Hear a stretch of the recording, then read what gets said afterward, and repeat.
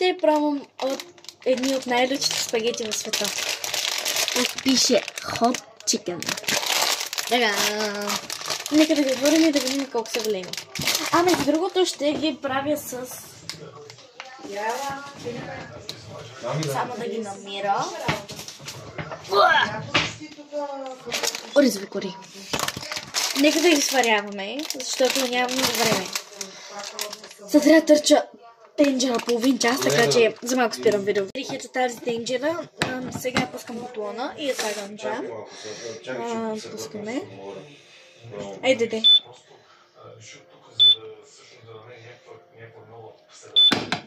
Сега с чаша слагаме вода. Да. Слагаме. Ето напълнихме с вода, вижте. И сега тя загрява. Слагаме капака и чакаме 5 минути. Нека да слагам спагетите.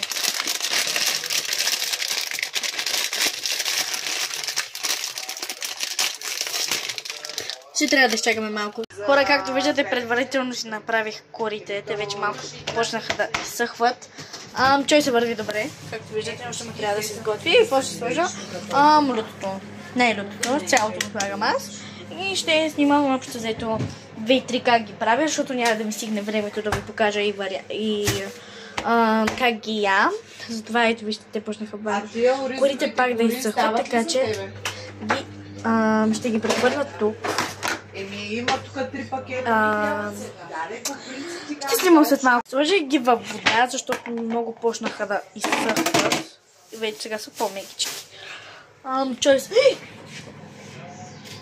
Чойса ще да изкипи. Така. Няма нужда да го скипваме лютото.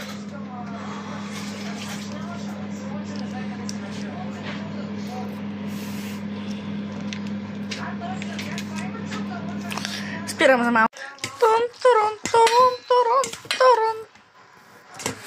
Станаха червени, както виждате. Оставам ги да изтинат и ще снимам как правя 2-3 такива и реакцията ми. Чао! Почвам да го реда. Правя така. Правя така хубаво обаче. Правя така. Правя и така. И не е готово едно. Ето го финалния вид. Да пробваме.